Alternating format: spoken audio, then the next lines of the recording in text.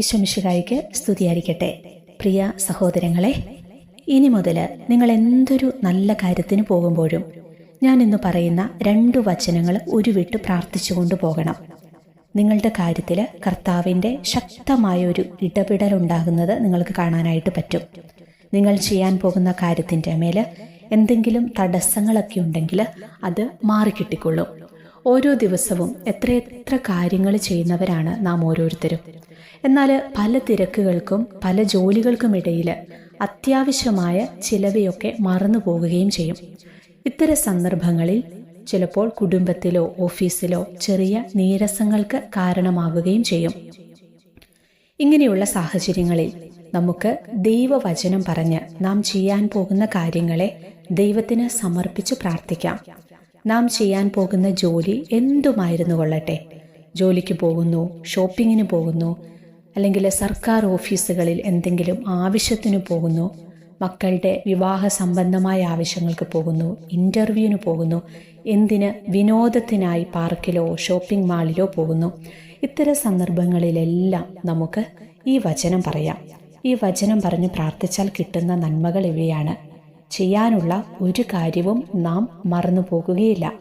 നമുക്ക് ചെയ്തു കിട്ടേണ്ട സഹായങ്ങളോ കാര്യങ്ങളോ ദൈവഹിതപ്രകാരമുള്ളതാണെങ്കിൽ കിട്ടാതെ വരില്ല. ഇനി ഇങ്ങനെ പ്രാർത്ഥിച്ചിട്ടും നമുക്ക് വേണ്ട വിധത്തിലോ ആഗ്രഹിച്ച രീതിയിലോ കിട്ടുന്നില്ലെങ്കിൽ, സംഭവിച്ചില്ലെങ്കിൽ അത് ദൈവഹിതപ്രകാരമുള്ളതായിരുന്നില്ല എന്ന് മനസ്സിലാക്കുകയും വേണം. അതിനു പകരം നിരാശപ്പെടരുത്. ദൈവവചനം ഫലരഹിതമാകുകയില്ല. ദൈവവചനം നിവർത്തിക്കപ്പെടാതെ പോകുകയുമില്ല. അതുകൊണ്ട് നമുക്ക് ഇങ്ങനെ പ്രാർത്ഥിക്കാം. വിശുദ്ധ പൗലോസ്ലീഹ കൊളോസോസുകാർക്ക് എഴുതിയ ലേഖനം 3-ാം അധ്യായം 17-ാമത്തെ തിരുവചനമാണത്. നിങ്ങൾ വാക്കാലോ പ്രവൃത്തിയാലോ എന്ത് ചെയ്താലും അതെല്ലാം കർത്താവായ യേശു വഴി പിതാവായ ദൈവത്തിന് കൃതജ്ഞതയർപ്പിച്ചുകൊണ്ട് അവൻ്റെ നാമത്തിൽ ചെയ്യുവേൻ. ഈ വചനം ഇപ്പോൾ തന്നെ നിങ്ങൾ കുറിച്ചു വെച്ചോളൂ. ഈ വചനത്തിൻ്റെ ശക്തിയാൽ ഞാനിപ്പോൾ ചെയ്യാൻ പോകുന്ന പ്രവൃത്തിയെ സമർപ്പിക്കുന്നു. എൻ്റെ കൂടെ ഉണ്ടായിരിക്കണമേ, എൻ്റെ ഓർമ്മയെ ഉണർത്തണമേ, എനിക്ക് സഹായമായി കൂടെ ഉണ്ടാവണമേ. എൻ്റെ പ്രാർത്ഥന കേട്ട് എന്നെ അനുഗ്രഹിക്കുന്നതിന് നന്ദി പറയുന്നു. ഈശോയെ നന്ദി, ഈശോയെ സ്തോത്രം, ആമേൻ. ഇങ്ങനെ പറഞ്ഞ് ഈ വചനം പറഞ്ഞ് നിങ്ങൾ ഇപ്രകാരം നിങ്ങളുടെ മനസ്സിൽ വരുന്ന പ്രകാരം പ്രാർത്ഥിച്ചിട്ട് നിങ്ങളൊരു നല്ല കാര്യത്തിനായിട്ട് പൊക്കെ ആ കാര്യത്തിൻ്റെ മേൽ ദൈവത്തിൻ്റെ ഇടപെടൽ ഉണ്ടാകും. ഇത്രയും കേട്ടിട്ട് നിങ്ങൾ പോകല്ലേ. ഇനി ഒരു വചനം കൂടിയുണ്ട്, അതും കൂടി ഞാൻ പറയാം. തടസ്സങ്ങളെ എടുത്തു മാറ്റാൻ ഏറ്റവും ശക്തിയുള്ളൊരു വചനമാണിത്.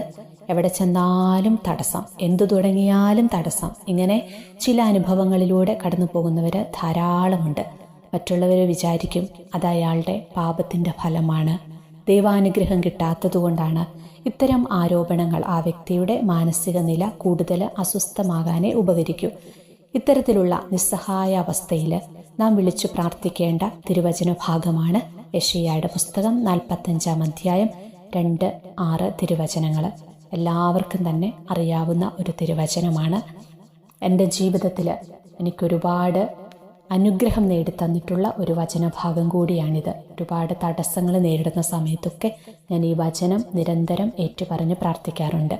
വചനം ഇങ്ങനെയാണ്: ഞാൻ നിനക്ക് മുൻപേ പോയി മലകൾ നിരപ്പാക്കുകയും പിച്ചളവാതിലുകൾ തകർക്കുകയും ഇരുമ്പോടാമ്പലുകൾ ഒടിക്കുകയും ചെയ്യും. നിന്നെ പേര് ചൊല്ലി വിളിക്കുന്ന ഇസ്രായേലിൻ്റെ കർത്താവായ ദൈവം ഞാനാണെന്ന് നീ അറിയേണ്ടതിന് അന്ധകാരത്തിലെ നിധികളും രഹസ്യ ധനശേഖരവും ഞാൻ നിനക്ക് തരും. എൻ്റെ ദാസനായ യാക്കോബിനും ഞാൻ തെരഞ്ഞെടുത്ത ഇസ്രായേലിനും വേണ്ടി ഞാൻ നിന്നെ പേര് ചൊല്ലി വിളിക്കുന്നു. നീ എന്നെ അറിയുന്നില്ലെങ്കിലും ഞാൻ നിന്നെ നിന്റെ പിതൃനാമത്തിലും വിളിക്കുന്നു. ഞാനല്ലാതെ മറ്റൊരു കർത്താവില്ല, ഞാനല്ലാതെ മറ്റൊരു ദൈവമില്ല. നീ എന്നെ അറിയുന്നില്ലെങ്കിലും ഞാൻ നിന്റെ അരമുറുക്കും. കിഴക്കും പടിഞ്ഞാറുമുള്ള എല്ലാവരും ഞാനാണ് കർത്താവ്, ഞാനല്ലാതെ മറ്റൊരുവനില്ല എന്ന് അറിയുന്നതിനു വേണ്ടി തന്നെ. ഈ വചനത്തിൻ്റെ ശക്തിയിൽ നമുക്ക് പ്രാർത്ഥിക്കാം. എല്ലാ തടസ്സങ്ങളും ക്രിസ്തുവിൻ്റെ തിരുരക്തത്തിൻ്റെ ശക്തിയാൽ നിർവീര്യമായി പോകുമെന്ന് നമുക്ക് ഉറച്ചു വിശ്വസിക്കുകയും ചെയ്യാം. ഈ 2 വചനങ്ങൾ നിങ്ങളുടെ ഓർമ്മയിലുണ്ടാകട്ടെ. എന്തൊരു കാര്യത്തിന് നിങ്ങൾ ഇറങ്ങുമ്പോഴും ഈ വചനം ഏറ്റുപറഞ്ഞ് പ്രാർത്ഥിക്കുക. തടസ്സങ്ങൾ മാറിപ്പോകും. ദൈവാനുഗ്രഹം നമ്മിലേക്ക് ഒഴുകിയെത്തും.